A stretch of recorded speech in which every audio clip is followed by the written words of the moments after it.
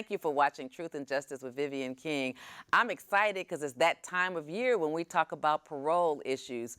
I used to get so many calls at my law office about parole issues, and I don't do parole. But one of the people that I always referred cases to was Bill Habern. I'm delighted that he's in the audience tonight, not in the audience, but in the studio tonight to talk to you about a reoccurring theme with parolees. And along with Bill Habern is Nancy Bunnan, who is an attorney at the Habern Law Firm. And then I have Mary Sue Malner, who is with Texas Voices for Reason and Justice. So she deals with the aftermath of people being incarcerated for sex offenses. Is that correct? That's correct. Thank you. So one of the topics tonight is what happens when a sex offender goes to prison and is discharged from prison? What are the conditions of that release? And Bill wants to talk to us tonight to tell us what the current state of the law is, because it's complicated, it's complex, and you really need to hear it from an expert. So without any further ado, I want to turn this over to Bill Habern. Thank you, Bill, for Vivian, coming. And thank you for having us. The issue of sex offenses in Texas is a very emotional issue that I think has been blown way out of proportion as to the dangerousness of these offenders. And the term sex offender in Texas, I don't care if you were arrested twice for having to urinate behind a 7-Eleven at 2 o'clock in the morning and thus get convicted, or if you are a serial rapist, you're a sex offender. We make no distinction between the severity of the act that a sex offender commits in this state. And believe me, the parole board does not jump up and down and open the doors wide open for predatory sex offenders. They do get out, but it's usually because of very severe circumstances that tie them down to the degree that they can almost not leave the house when they have to be let out, or they may, if they're serious sex offenders, get placed in what's called civil commitment. And Nancy Bunnan and I have been friends for 30 years. And she was a public defender at the Texas Department of Criminal Justice, where she specialized in representing people. Matter of fact, she was a supervisor there that was in control of trying civil commitment cases where after your sentence is over as a sex offender, they can try you civilly because they determine you are still a serious threat to society, and lock you up again for an indefinite period of time. And we're going to talk about that some tonight because Nancy has been instrumental and has even won a big award for her destruction of the old statute and her actions leading to that, and exposing in her investigative abilities all that was wrong, but some stuff continues to be wrong. Mary Sue Malner, I met about 10 years ago. I got a call one day, and she introduced herself on the phone.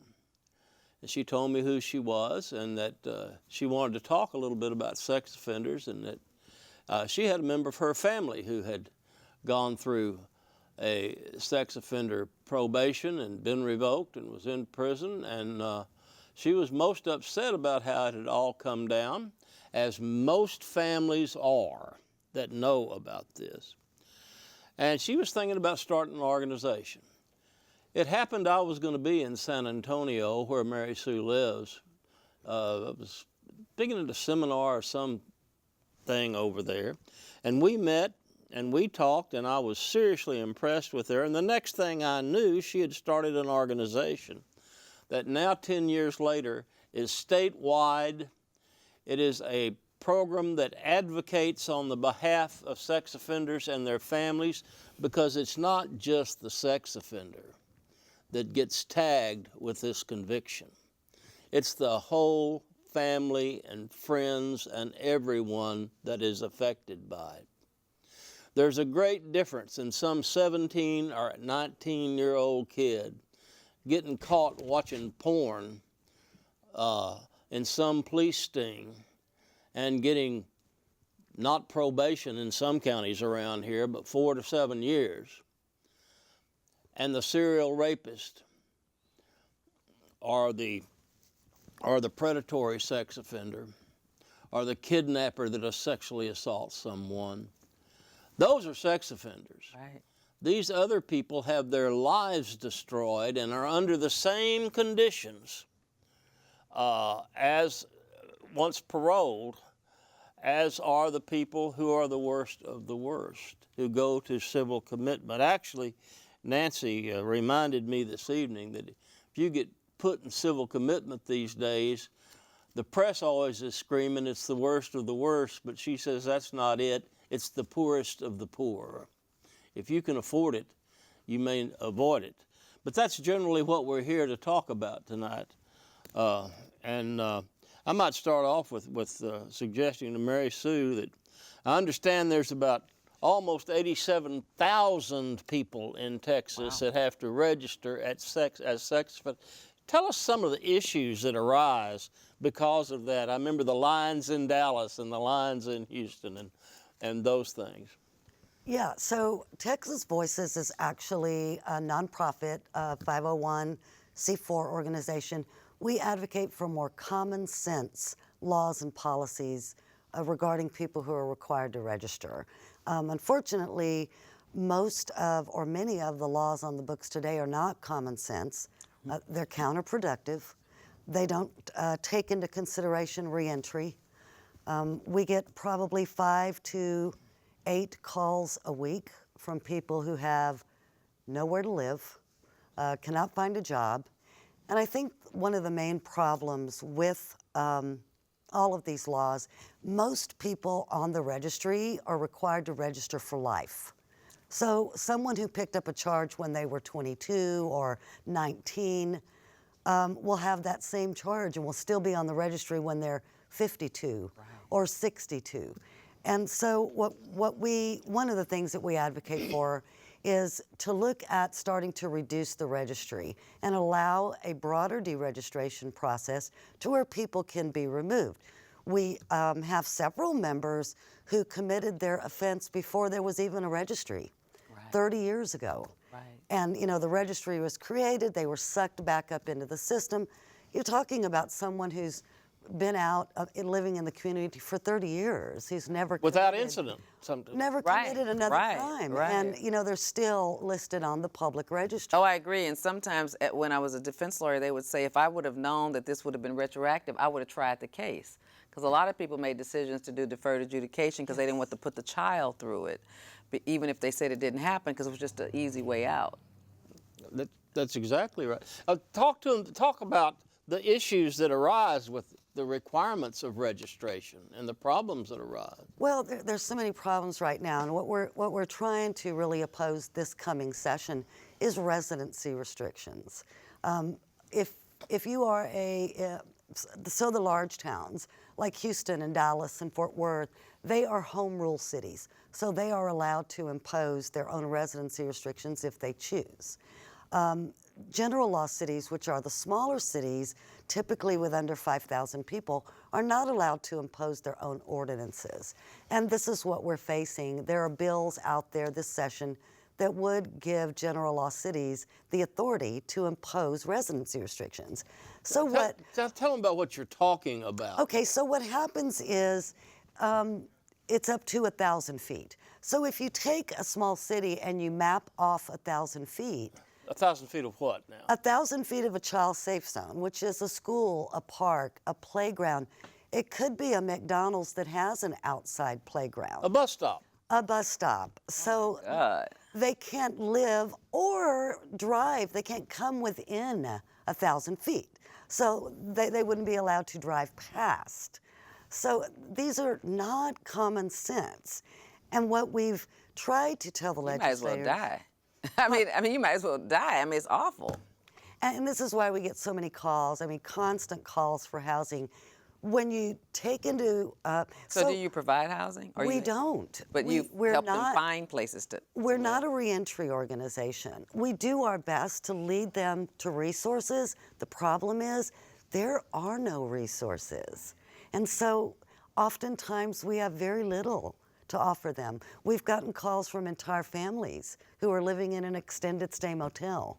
There's a big lawsuit right now. Our friend Richard Gladden from Denton has filed a lawsuit that Texas Voices has supported over the fact that this sex offender and his family, 2 teenage daughters, I think one of them's out of high school now, had to live on the outskirts in a motel room. They couldn't find a place to live inside the city of Louisville. Richard's doing a great job with that case. Of course, the Municipal League of Texas is fighting him on it. And here's this one sole practitioner up in Denton County just really giving him hell. And that's a very interesting case to watch. It's already been to the Fifth Circuit and it hadn't gotten to trial yet. It's been to the Fifth Circuit twice. Richard defeated him the first time. We're pretty sure he's got him the second time.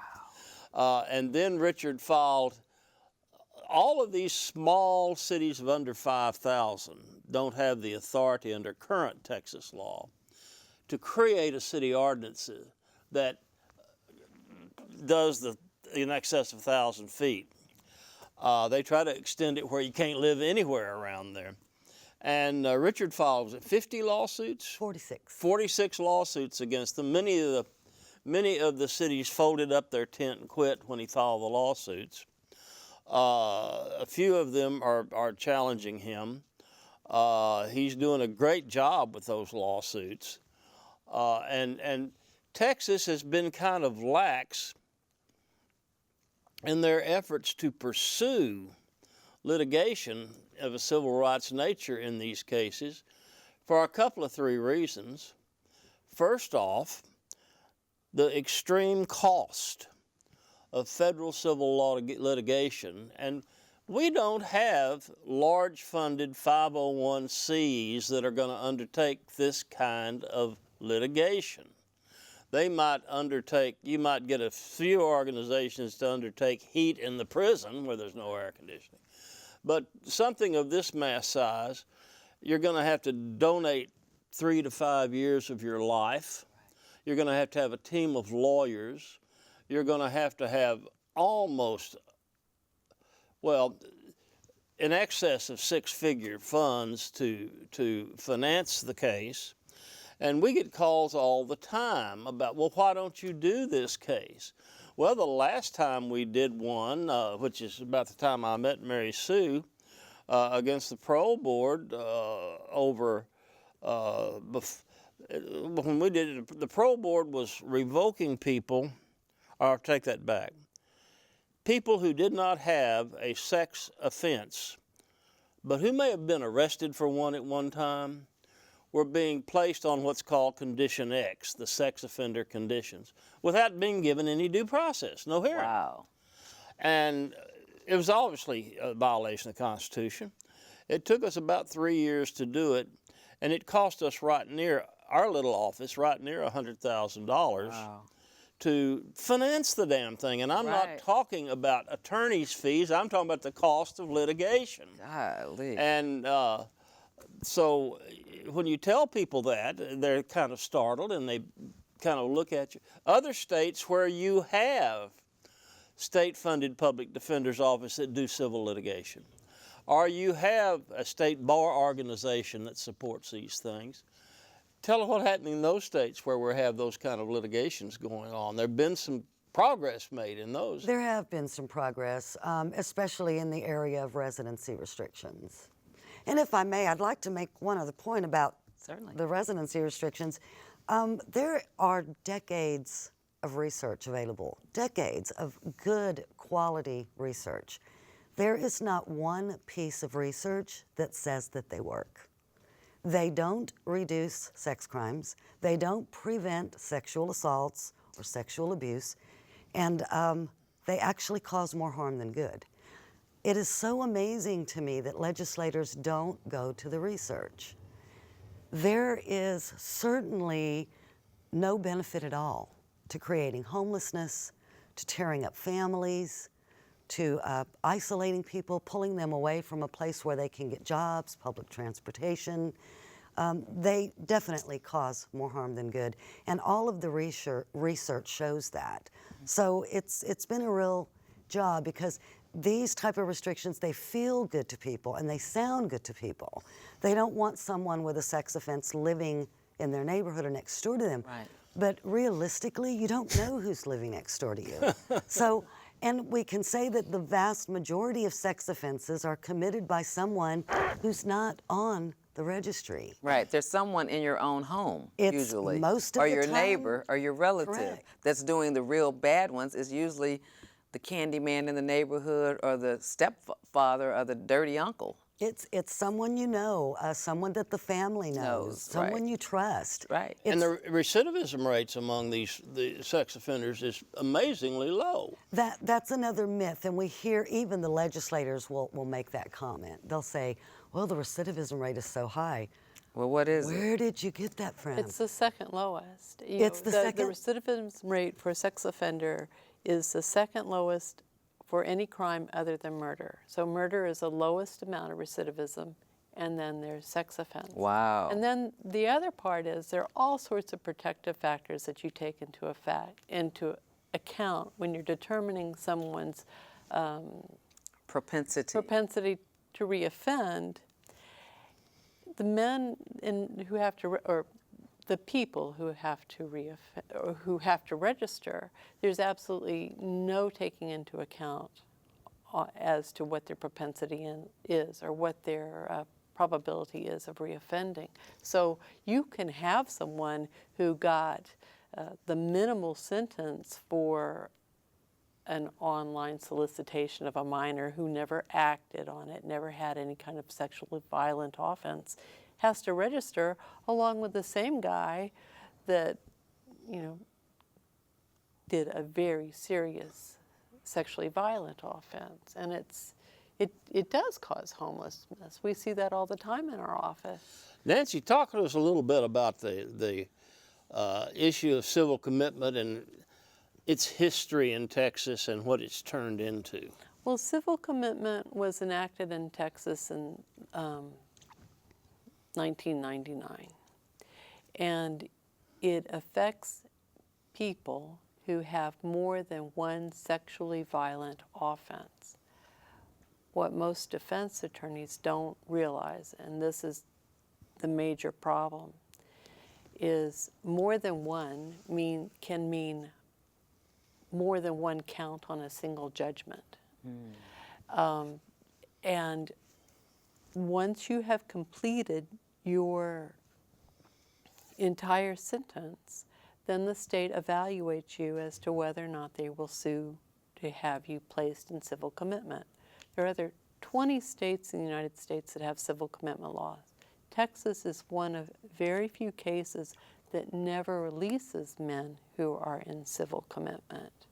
So most states will release people after 3 or 4 years, but Texas, Minnesota, Missouri,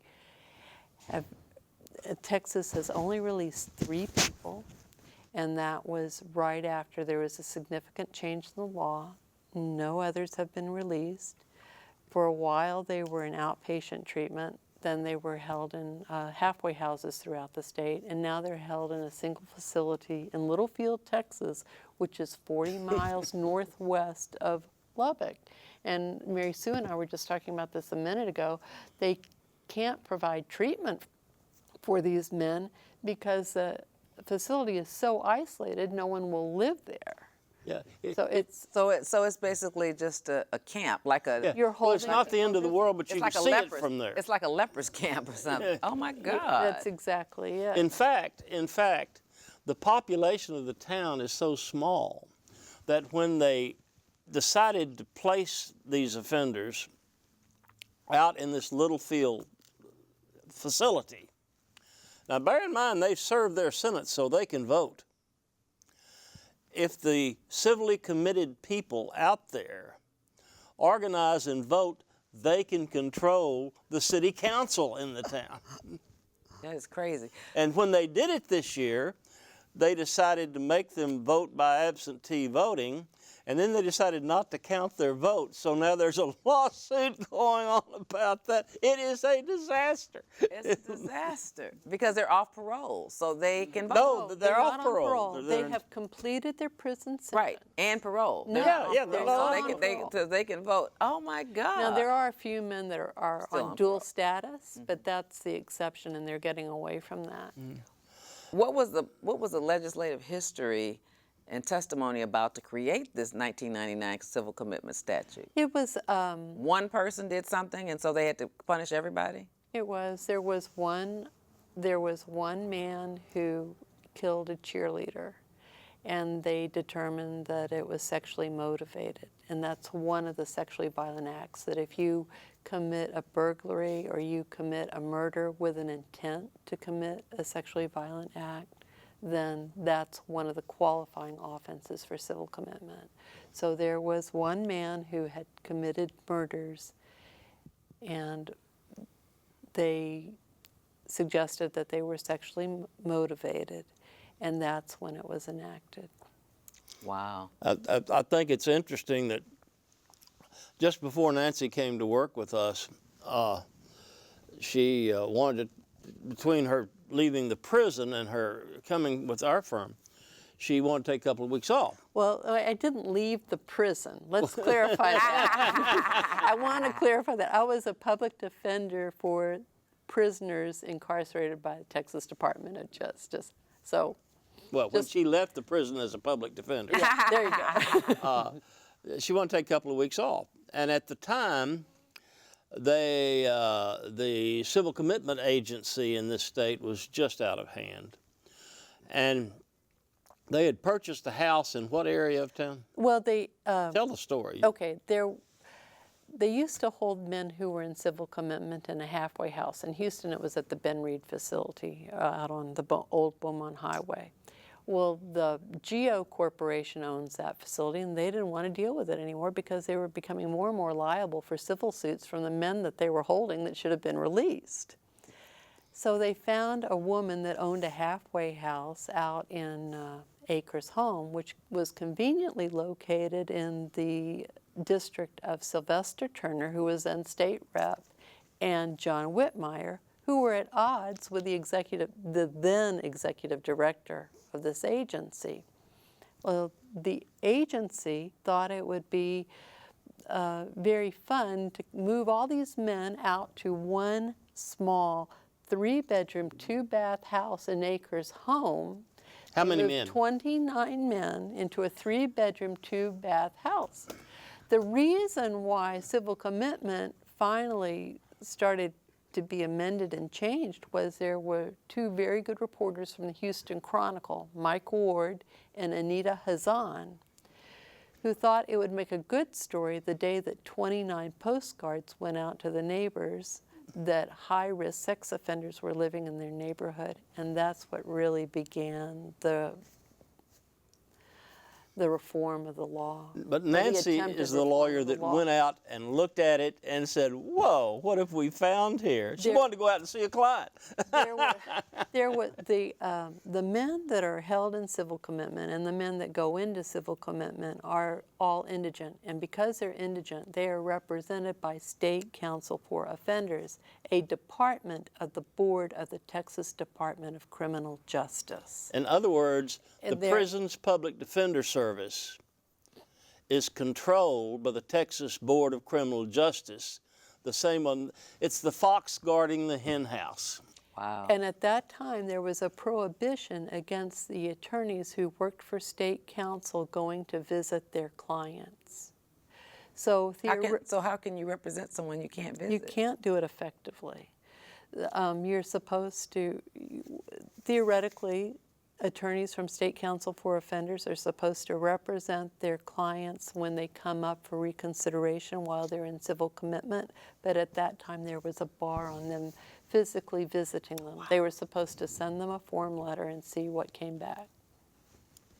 And since I was a private attorney, since Bill had taken me in and I continued to represent a client that I had represented, I went to visit him that day, and that's when I saw it. And the reporters needed a witness as to what was going on within that house. And that's how things kind of came to light. The two reporters and Nancy just did an amazing job on exposing all of that.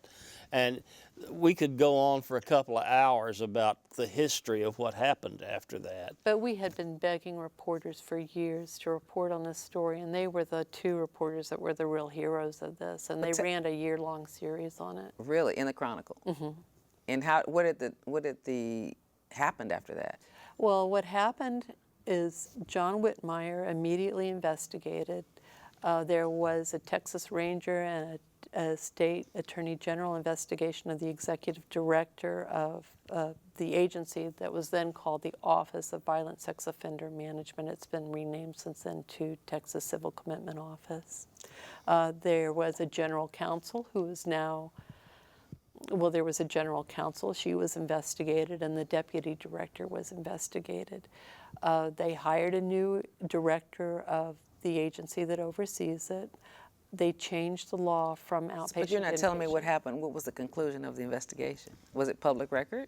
Yes.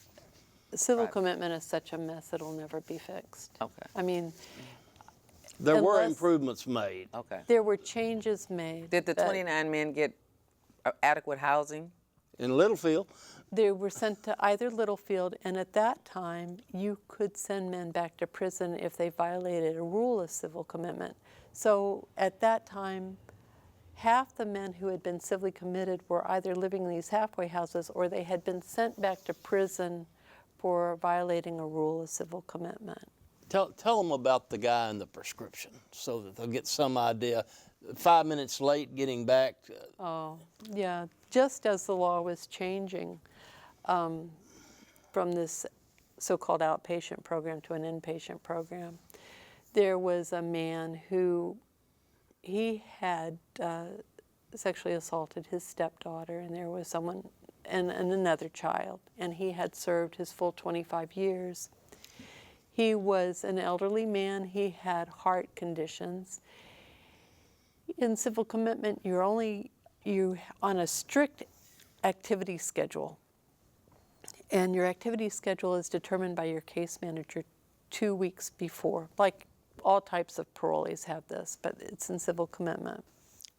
He was running out of heart medication. He only had 1 week of heart medication, so he was in line at the prescription at the pharmacist getting it. His case manager came to survey him and said, "You're running out of time. You need to get back." He said, "I have to get my medicine because I won't be released for another 2 weeks to come back and get it. I don't have that much medication."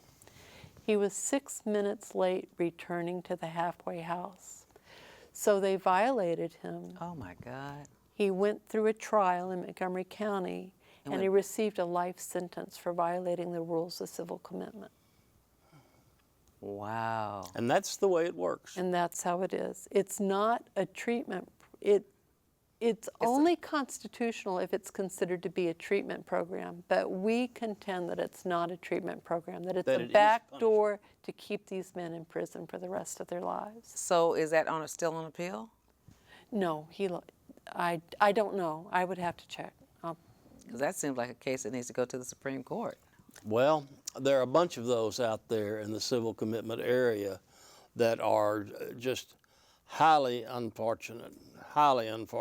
And I don't think we've heard the end of this yet, but I don't see any hope of any litigation. You know, it used to be that when the federal judges used to see an issue where inmates were writing in about a constitutional violation that occurred, and it became an issue. They have somebody, or they used to have somebody in the clerk's office that would check for these things. They would have a judges meeting. they would pick up the phone and call one of the major law firms in town and say, we've got an issue here, we need some volunteer lawyers to come take this on as a pro bono project for a few years. Many famous Texas prison cases were resolved that way, Guajardo and just a number of them. And I don't see the judges doing that because there haven't been many of these things get to federal court, have they, Nancy? Civil commitment cases haven't just been being filed. Well, they've been filed, but they're filed pro se. Yeah, so they just don't get off the ground. Wow. It's been very difficult. There was a time when more than 30 men filed their own 1983 civil rights action pro se, and that's been whittled down to just a few. Many of those cases were mooted out because the men were violated and sent back to prison, or they were dismissed for some reason or another. There are a few that are still lingering. I have one case where I have tried to get into federal court because we simply cannot get back into court to have another hearing. These men, the statute provides that they come up for review every 2 years. We have men that have completed treatment, have jobs, have homes to go to, have other doctors that say that they're no longer likely to commit predatory acts of sexual violence, but we can't get back into court to show that they should be released from civil commitment. And so that's my issue in federal court. There are other issues to bring in federal court. Talk about your House Bill 1111 you have pending, and it has to do with travel routes of sex offenders. What people don't realize is that if you live at point A you found a home inside the city limits, and your work is at point B, and you could get on the freeway or you could go down a certain path and you could be there in 10 minutes, but because you have to drive by a place where children gather, a bus stop, a 7-Eleven store, you can't take that route. You got to drive 45 minutes around another route where there are no children. Talk about that a little bit, Mary Sue, because you've got a bill that's been introduced that we're all supporting that people need to know about. And we're calling that our parole travel route bill. Okay. So that is one of the complaints that we get from registrants on parole is that they cannot get from point A to point B. I know when my son was released on parole, I couldn't find a route for him to get to the driver's license office or the Texas Workforce Commission or a medical clinic that provides indigent people with medical services. There was no route. So I personally, you have to understand, these guys aren't allowed to use a computer. Right. So it was me who was on the computer trying to find a route for him. What about the guys that don't have anybody to find their route? Then it is the parole officer's responsibility to find a route. In some instances, there isn't a route, so they just can't go, or they may have to go 30 miles out of their way. I just get really tickled at the ridiculousness of this. One guy is 2 minutes from his job, but because when he gets off the freeway, there's a McDonald's with a playground, he has to go a completely different route, and it's about a 30-minute trip, which takes him through neighborhoods with children riding bikes and playing in the street. I would think it'd be safer just to get on the freeway and go on to work in 2 minutes. So we do have a bill that will provide relief for this particular issue if they're going from one place that they're allowed to be to another place for legitimate business, if they're en route on a public or private roadway. Right. They can't deviate from that route. They can't meander off of it. They have to go directly. Directly. So, and what we're saying is we don't have a problem with them turning in that route to their parole officer and saying, this is the route that I'm taking to the store. This is the route that I'm taking to the parole office. This is the route that I'm taking to treatment. But to have that route denied because they have to drive past. So we're not sure what kind of opposition we're going to face. Speaking with some of the legislators, they didn't even know that that existed. And they were like, what do you mean they can't drive? So, you know, it's the explanation all over again. But I think it is common sense. They're supposed to be back into the community so that they can re-enter. Let's let them re-enter. We need to let them get from one place to another. And not only that, but I spoke with a Houston parole officer who said that she spent 3 to 4 hours a week driving routes, trying to find routes for the parolees that would be okay for them to take. And I said, what do you think about this bill? She said, oh, gosh, I hope y'all get that passed. So, you know, we're not sure what we're going to face, but we're going to do our best. Well, sounds like good work that you need to be Thank doing. you. The problem with all of this, or a major problem with all of this, I blame on the media for putting all of these parts into this one bucket they call sex offenses. Many, many sex offenses are incidents of fact that are just, particularly among young people, of just growing up. Stuff that maybe in the 50s when I was in high school and went to the drive-in movie would put you in prison today. Right. The people we handle in these cases when we're pursuing paroles, we do a lot of sex offender paroles. There is a way you approach these things. The parole boards have seen so much of this now. They're starting to understand, and they have a pretty good grasp of it, really. A lot of these, quote, sex offenses are just incidents of life that will never, ever happen again. Right.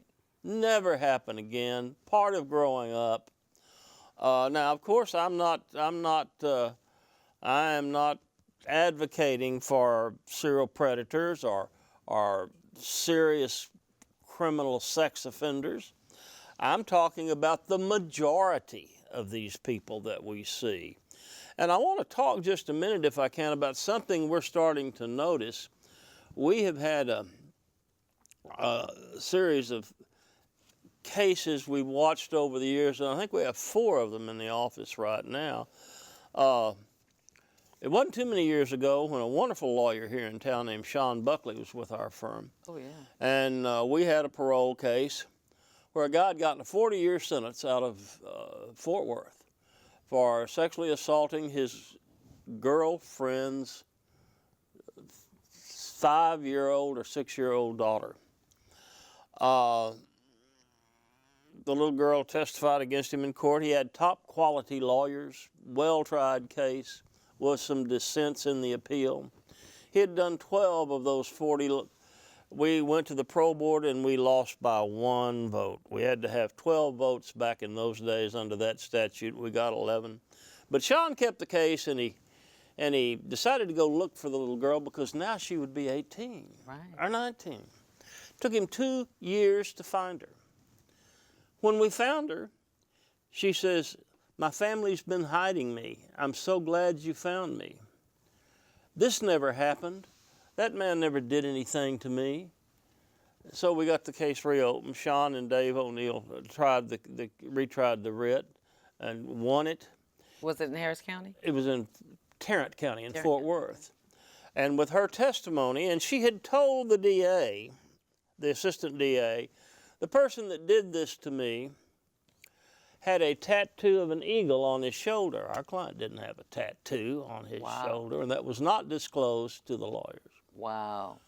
The judge found facts in favor of Sean's client, and then he refused to accept a writ bond and get out of prison because he didn't want to register as a sex offender. He wasn't going to do it. So he stayed in approximately another year, and the Court of Criminal Appeals granted oral argument on that case. Even with those circumstances of the recantation, which was, you know, you got to prove your recantation is truthful. And even with the proof that the judge accepted it, it was a truthful recantation. And with the eagle tattoo, the Court of Criminal Appeals ruled 5-4 in an unpublished opinion that he was actually innocent. Now, we have some of these cases in the office now, and there's two types that I want to speak to a minute. The first type is where you've got a guy that claims, and we see it so frequently, I'm afraid, in issues where there is hostility between a man and a woman and there's a child involved, or a boyfriend and a girlfriend, there's a child involved, and suddenly the kid's 4 or 5 years old, never been a complaint or allegation of misconduct, and then all of a sudden one of them has filed criminal charges against the other.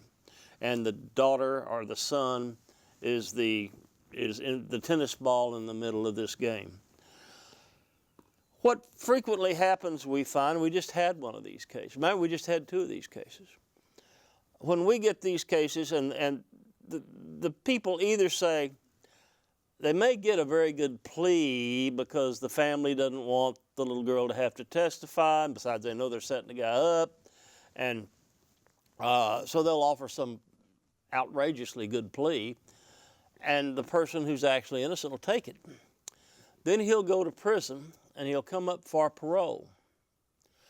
And when he comes up for parole, he'll say, I didn't do it. He'll pass a polygraph, which is, by the way, admissible in parole hearings. And he'll have a great sex evaluation by a real pro that we'll bring in to do that. And sometimes the parole board will pay attention to that, sometimes they won't, but I'll tell you what they will pay attention to, we're starting to notice. And again, we have 4 of these in the office now. Somebody who says, no, I didn't do it, they'll offer the deal. The guy will say, and the lawyer will advise them to take it. Look, take the deal, take the deal. They won't do it, and they'll demand a trial. You can have the physician say there was no penetration, we find no sexual assault. You can have the psychologist come in and say he doesn't fit the profile of a sex offender.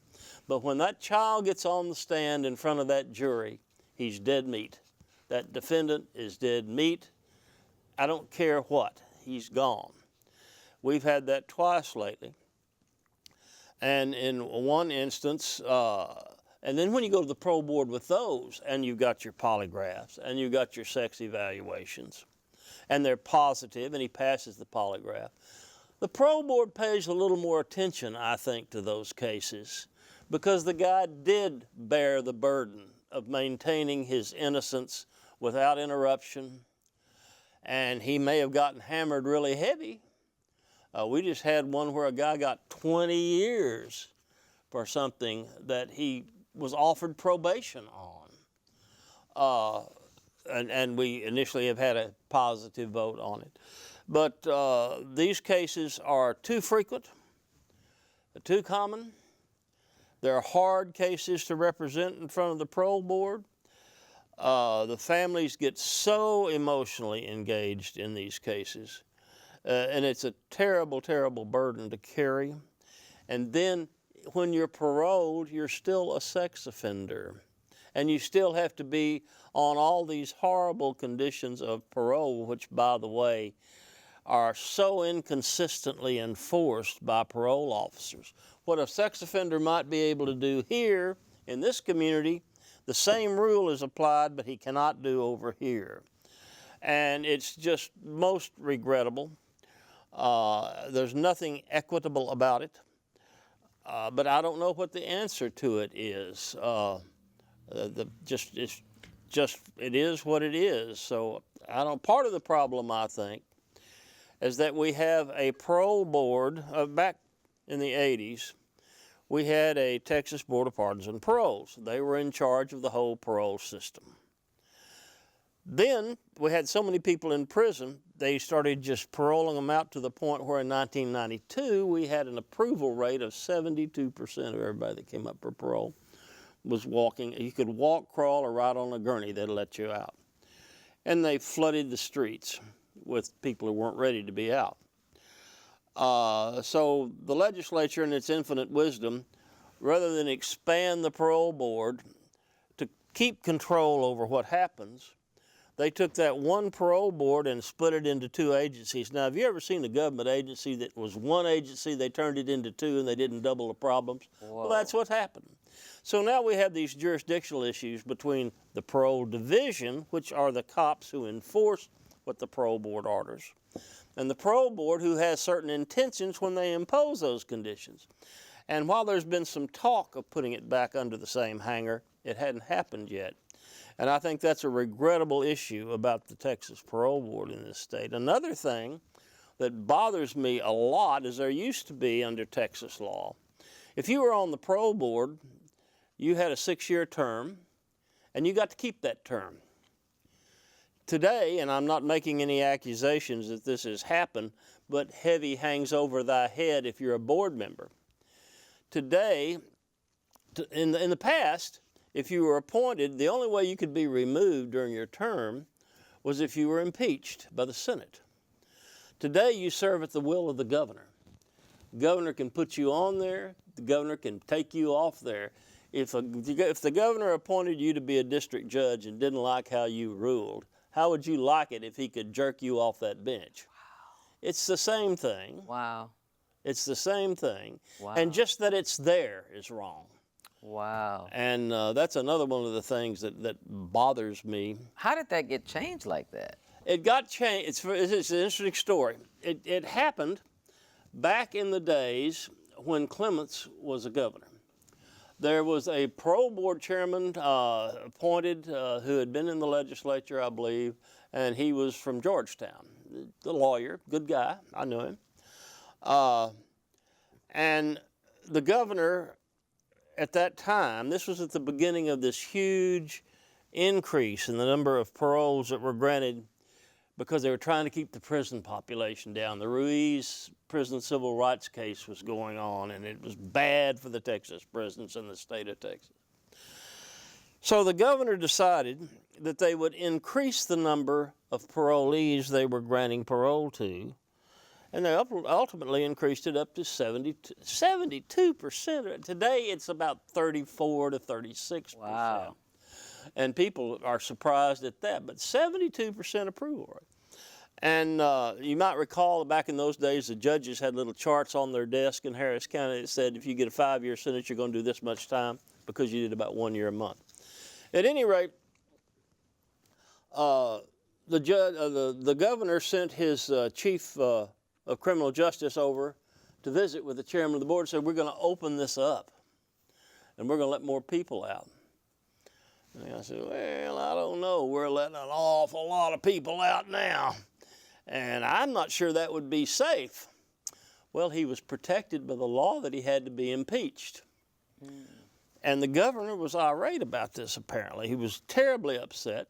So when the next session came along, he passed the law and changed it so he could fire everybody at will, and he fired the guy. Wow. And that's when the approval rate jumped up to 72%. Wow. So that's the history of that. Wow. That's an interesting story. That's an interesting story. So tell us what else is on your mind. Well, there are some, I think when it comes to sex offenders and the things we're seeing the most abuse in, and I encourage Nancy to toss in, and Mary Sue to toss their 2 cents in. We are seeing a lot of abuse in kids, young men, are recently divorced men of their younger years getting caught up in television porn cases. There's one county around the Harris County area where this has become an industry. Now tell me what television porn is. Yeah, I think what we're seeing a lot of is the Harris County sting operations that are being executed so that their arrests are held in Montgomery County, if I can be blunt. Should I be blunt? Be blunt. Okay. This is the free speech show. This is what we see a lot of in our office is young men, recent college graduates usually, that are lonely and go on Craigslist to look for a date, and they think that they've met a perfectly nice young lady who sends a picture of herself, and she's 20 to 30 years old in the picture, but in fact it's actually an ugly cop from the Harris County Task Force, and who says, yeah, come on over and meet me at the library.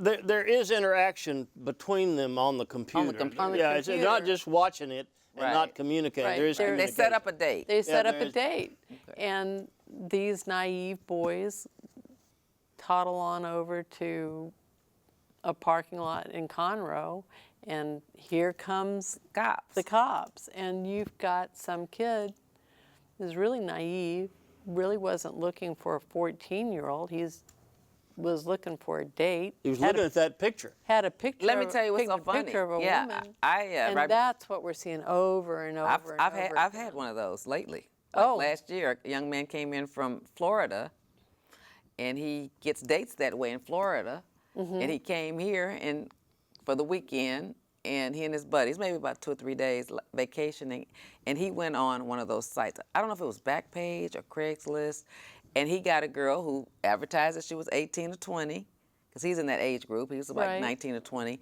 But then on one of the text messages, I think she said she was 16 or 15. But they or always something. in the So- text so message, they have to they'll- do a little text, but that's not the way they pick them. Right. And their Exactly. mindset's already with On that, the 18, that on their visual 18 and thing the they've visual seen. thing that they saw. Right. And then he was held just for the weekend. And I mean, well, he was held, but he was here for the weekend, and he was held in jail about 6 months before we could get the DAs to dismiss it. I Was think it we in did Harris County or another county? Oh no, it was definitely in Harris County. Okay. And maybe it wasn't 6 months, maybe it was 4 or 5. But we did a grand jury packet.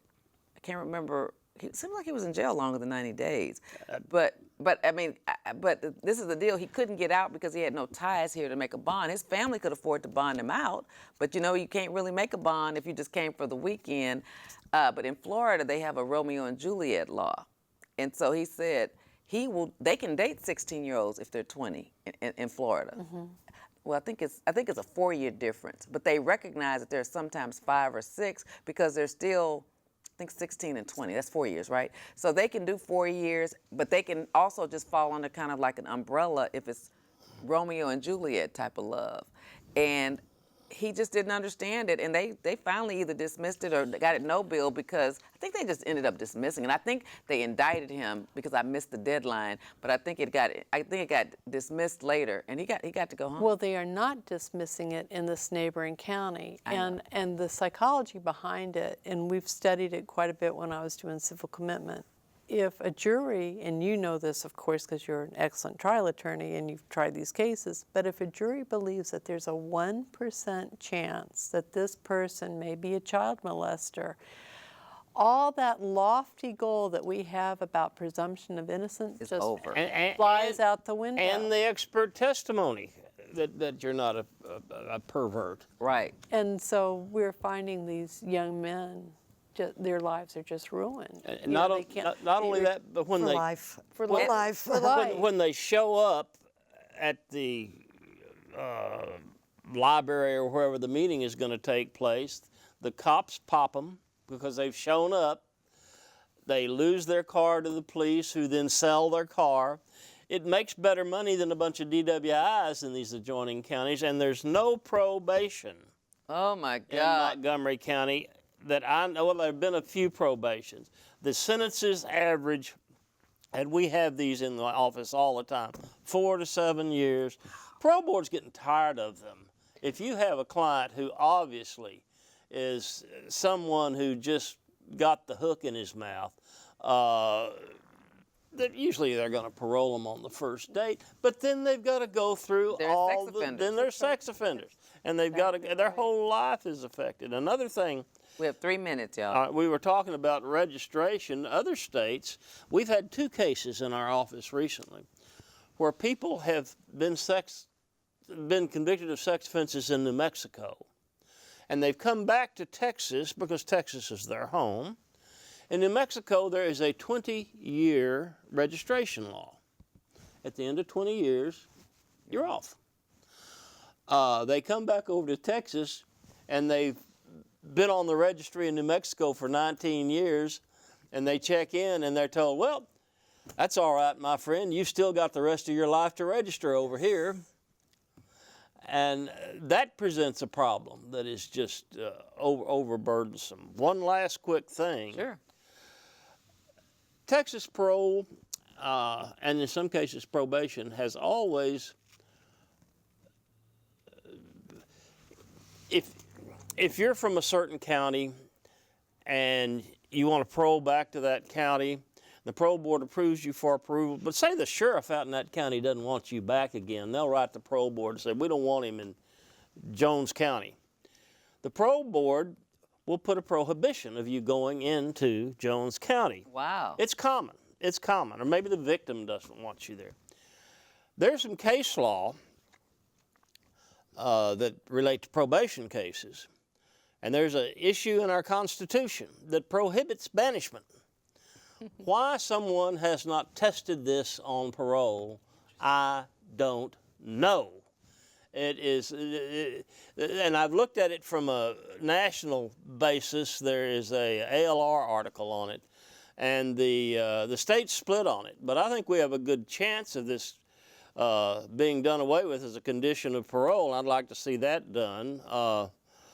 I might add that my wife and I have some rental property up in the Huntsville area. We rent to sex offenders all the time, and we have for years, and we've never had a problem. Wow. We always interview them first, but we've never had a problem.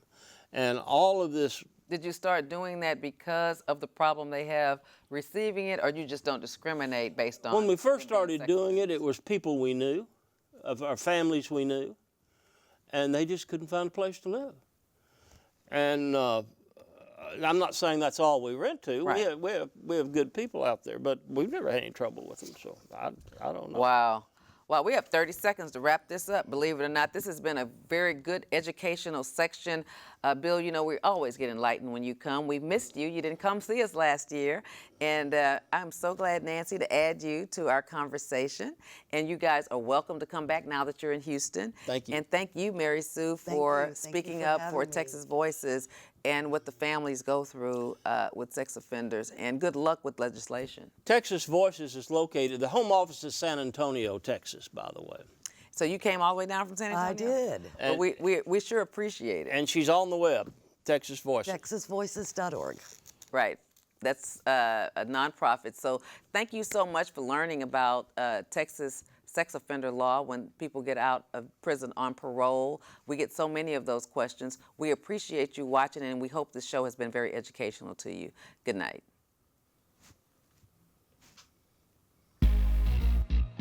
Thank you for tuning in again. Tonight we have something really good, a hot topic in the news this week. He's been charged with crime. This is a show where